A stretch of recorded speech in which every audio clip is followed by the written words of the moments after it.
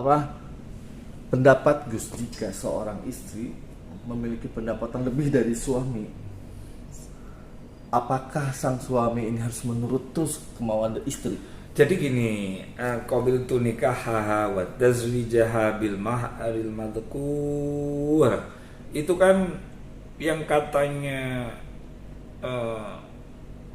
Al-Quran itu kan misakon holidan, perjanjian yang teguh. Jadi ada perjanjian yang teguh dan kokoh itu di saat pengucapan itu, yaitu janji sama Allah dan janji sama manusia. Nah jadi misal pasangan kita yang satu rezekinya banyak, ya harus bagaimana dengan rezeki, karena gini ya, kalau orang sudah berumah tangga, ya suami laki, misal nih suaminya kerja parkir deh, istrinya sebagai personalia perusahaan, gajinya besar. Istri itu nggak bisa jadi imam atau kepala rumah tangga, nggak bisa. Tetap imamnya, kepala rumah tangganya adalah suami. Ini kalau ngaji yang bener gitu loh. Itu gitu kan. Nah jadi ketika Allah mentakdirkan si perempuannya yang rezekinya banyak, terus suaminya, nah ini harus saling menguatkan, harus saling kerjasama, harus saling kolaborasi. Sebagai seorang istri nggak akan mungkin membiarkan suaminya akan bekerja dengan kesengsaraan. Ya udah, sayang, kita buka bisnis bareng kan gitu kan. Nah, apalagi seorang artis misalnya, banyak jaringan, banyak ini, ya udah kamu yang jadi manajer, kamu yang ngatur, begitu. Bukan berarti anu loh sayang, aku memerintahkan kamu. Nah, yang penting itu bagaimana komunikasinya. Walaupun asalnya nih suami ini pengangguran, lalu kemudian dia didaulat menjadi manajer misalnya, ini bukan berarti dia numpang hidup kepada istrinya. Istri itu harus melindungi. Jadi orang pasangan itu sama-sama harus menganggap dia pakaian kita. Kalau istri menganggap suami adalah pakaiannya, terus kemudian suami menganggap pakaiannya, maka dia saling menjaga. Dan istri ini penting ini ya. Kita ini seringkali melihat pasangan-pasangan kita ini rajin bermain di medsos, rajin bermain, dikit-dikit ada masalah rumah tangga, posting, bikin status, galau, dan ini nggak boleh ini, nggak boleh. Rumah tangga itu kalau ada masalah, bagaimana sebisa mungkin untuk diselesaikan bersama dulu. Kalaupun tidak bisa selesai bersama misalnya, datang ke orang yang orang pinter lah, orang soleh, kan begitu. Ini untuk mencari solusi. Jika memang sudah tidak bisa karena mentok, kamu tidak usah mengumbar aib. Aib itu kan apa ya? Aib itu kan buruk nih, kayak bangkai. Maka kamu harus simpan rapat-rapat. Kalau memang rumah tangga kamu ingin baikan, gitu kan?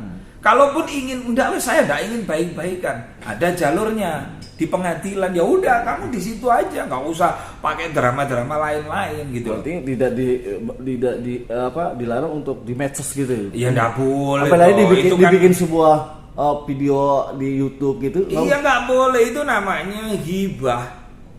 Mencerita, iya loh, justru itu tambah fatal. Apa sih hibah? Hibah adalah menceritakan aib saudaranya. Apalagi ini aib suaminya, wah tambah dosa besar gitu loh. Dibikin konten tahap 1 kayak gitu. Iya, tetap nggak boleh. Jadi kalau kamu mau bercerai, ya bercerai aja ke pengadilan. Sudah daftar ini, ditanya wartawan doanya ya, udah gitu-gitu aja. Gitu loh.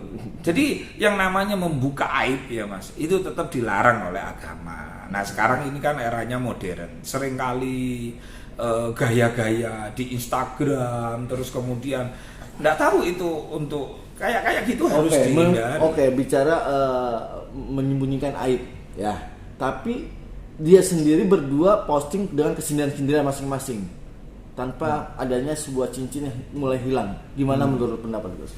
Itu apakah menyembunyikan aib atau hanya malah tambah? Intinya begini nih, intinya begini ya. Lah ya itu sebenarnya penyakit. Dikit-dikit posting, dikit-dikit memberitahu ke khalayak umum. Itu harus dihindari sebenarnya. Kalau kita sayang sama pasangan kita misalnya, ataupun saya tidak sayang nih sama pasangan kita, wis nggak ada titik temu, tetap tidak boleh menunjukkan aib. Tetap tidak boleh. Kalaupun misalnya aku nggak cinta, aku mangkel, tetap tidak boleh menunjukkan aib. Itu keren, itu istimewa. Nah, sekarang ini kita ini mau jadi manusia istimewa atau menjadi manusia seperti biasa? Kan itu aja pilihannya. Oh ya, aku diuji sama Allah. Pasanganku selingkuh misalnya. Terus saya harus saya harus curhat, saya harus bikin status, saya harus jumpa pers, saya harus gombal mukio yang gitu-gitu itu nggak masuk dalam ajaran agama. Kalau cerai ya cerai aja, gitu loh. Karena gini yang namanya jodoh. Hari ini kamu cerai, hari ini kamu daftar ke pengadilan misalnya. Belum tentu Allah mentakdirkan kamu berpisah, belum tentu. Kalau Allah sudah menggerakkan hatinya masing-masing pasangan, walaupun sudah ditok dapat piagam cerai. Kalau Allah sudah berkehendak terus rujuk, apa nggak malu? Gitu loh. Makanya dilarang betul membuka aib keluarga, aib pasangannya, apalagi di medsos, gitu loh. Nah itulah, jadi gini, orang hebat adalah orang yang mampu mengelola dan menerima ujian. Itu orang hebat. Gus, terakhir apa yang akan Gus sampaikan kepada halayak semua para pasangan keluarga muda-mudi yang sudah memiliki anak, apalagi pasangan muda, apa yang Gus sampaikan untuk menjadi keluarga yang sakinah, mawaddah, warahmah selamanya?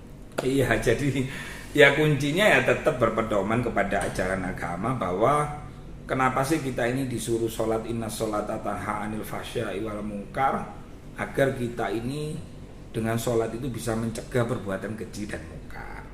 Antara lain kita harus berbuat baik, baik itu kepada orang lain, tetangga, keluarga, terutama pasangan kita, gitu loh. Kalaupun misalnya dalam pertengkaran ada hinaan, ada cacian, nah disitulah kalau kita mau menunjukkan kita sebagai orang istimewa, orang hebat, kita nggak perlu marah, kita tidak perlu membalas. Kalaupun aib kita misalnya sudah dibuka ke khalayak umum, kita tidak perlu membalas. Nah maka dari itu, ayo teman-teman artis khususnya, kalau mau jadi orang hebat, kalau mau jadi orang istimewa, maka kita harus menjadi orang yang innallaha ma'asyabirin. Saya tetap berharap mudah-mudahan Mbak Ria Ricis, Mas Tengkurian,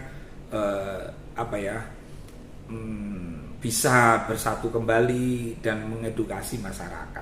Tapi kalaupun tidak bisa, misalnya diupayakan seminimalisir mungkin pasangan kita atau mantan pasangan kita jangan sampai aibnya atau kejelekannya atau kekurangannya diungkap ke publik. Itu aja ya.